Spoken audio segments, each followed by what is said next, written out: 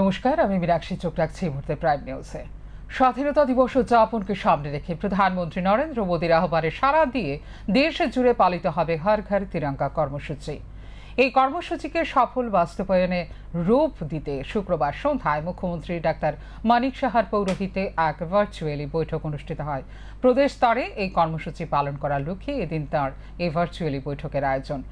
মন্ত্রী পরিষদের সমস্ত সদস্যা, বিধায়ক, এমডিসি এবং পিএসইউর চেয়ারম্যানদের উপস্থিতিতে এই ভার্চুয়ালি বৈঠক হয়। হর ঘর তিরঙ্গা কর্মসূচির পাশাপাশি 11 থেকে 14 আগস্ট হবে তিরঙ্গা যাত্রা। 12 থেকে 14 আগস্ট আয়োজন করা হয়েছে স্বচ্ছ ভারত অভিযানের। 14 আগস্ট পালন করা হবে বিভাজন বিভীষিকা দিবস। যারা সদস্যরা আছেন যেভাবে পালন করেছেন সেইভাবে আবার এই হর ঘর তিরঙ্গা প্রোগ্রামটা আমরা সেইভাবে সাকসেসফুল করব।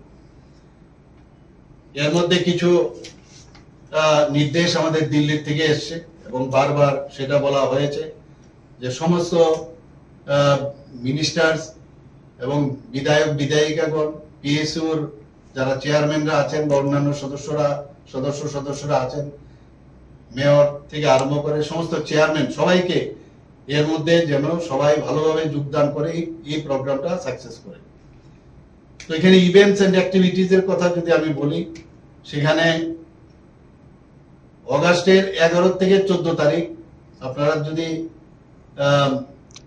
এখানে লিখে রাখতে পারেন, অগাস্টের 11 থেকে 14 তিরঙ্গা যাত্রা, এবং এখানে মিনিস্টাররা থাকবেন, এমএলএরা থাকবেন এবং ইলেক্টেড রিপ্রেজেন্টেটিভরা থাকবেন। অলরেডি শুরু হয়ে গেছে, আমি কালকেও দেখছি অনেক জায়গার মধ্যে এটা শুরু হয়ে গেছে।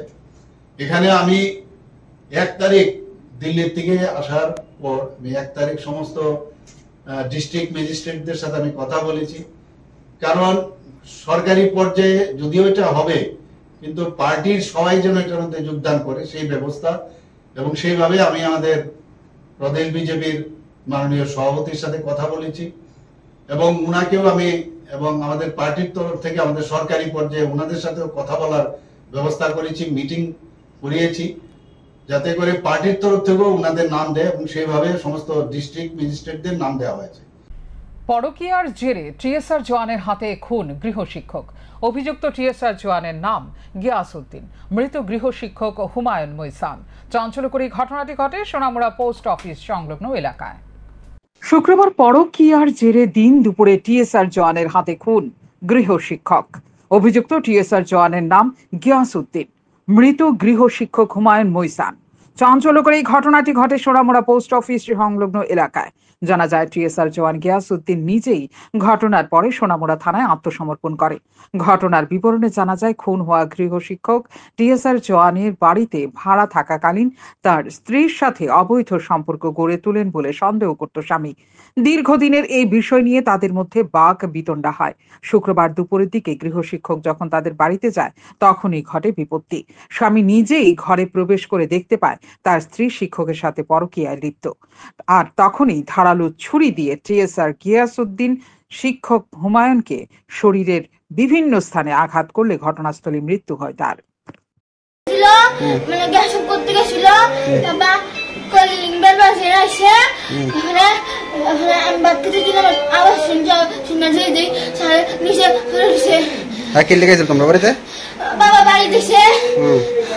কি দিয়ে আঘাত করছে?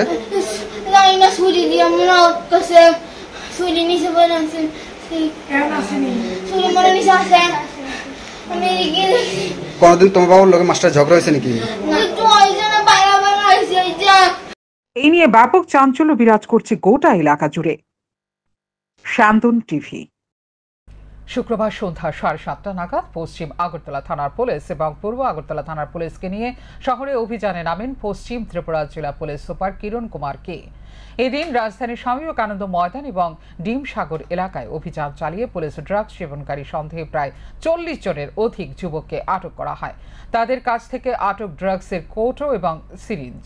এই বিষয়ে জেলা পুলিশ সুপার জানিয়েছেন, দীর্ঘদিন ধরে এলাকায় এভাবে ড্রাগস সেবনকারীরা সাম্রাজ্য তৈরি করে রেখেছে। স্থানীয়দের কাছ থেকে বিভিন্ন সময় অভিযোগ করছে। মানুষের কাছ থেকে অভিযোগ পেয়ে পুলিশ অভিযানে নেমেছেন। প্রায় 40 জন যুবক আটক হয়েছে। এই অভিযান আগামী দিনেও নিয়মিত চলবে বলে জানিয়েছেন জেলা পুলিশ সুপার। উল্লেখ্য, রাজধানীর বিভিন্ন এলাকা থেকে এসে ড্রাগস বিক্রি ও ড্রাগস সেবন করে গোটা এলাকাকে দিন দিন বিষিয়ে তুলছে একদল যুবক। এলাকার বিভিন্ন সময়ে রাতের বেলা তারা ঝামেলা সৃষ্টি করছে। এতে জীবনহানির ঘটনাও সংঘটিত হতে পারে। পাশাপাশি এলাকায় চুরি ছিনতাইয়ের ঘটনাও বেড়েছে। আশেপাশের মানুষ অতিষ্ঠ হয়ে উঠছে তাদের যন্ত্রণায়।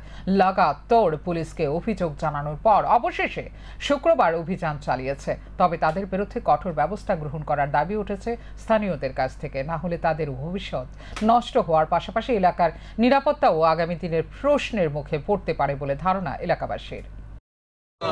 पूरा टाउन में जो एंटी लिकर और एंटी ड्रग यूजर्स का एक रेड कर रहे हैं, तो आमतली में भी 20 से ज़्यादा लोग पकड़ा है और अभी ईस्ट और वेस्ट में हम लोग रेड कर रहे हैं। अभी भी चालू है।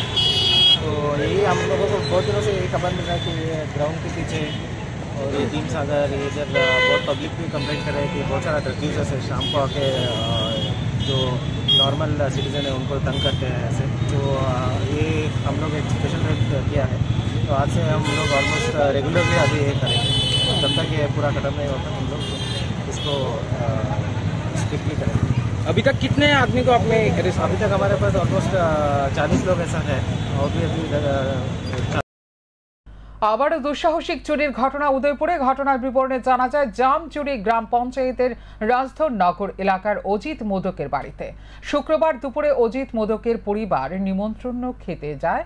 তখন নগদ 2 লক্ষ টাকা সহ 5.5 ভরি স্বর্ণালঙ্কার চুরি করে নিয়ে যায় চোরের দল। বাড়ির লোকজন নিমন্ত্রণ খেয়ে বাড়ি ফিরে এসে দেখতে পায় ঘরের একটি জানালার গ্রিল ভাঙা অবস্থা, খাটের ওপর পড়ে আছে।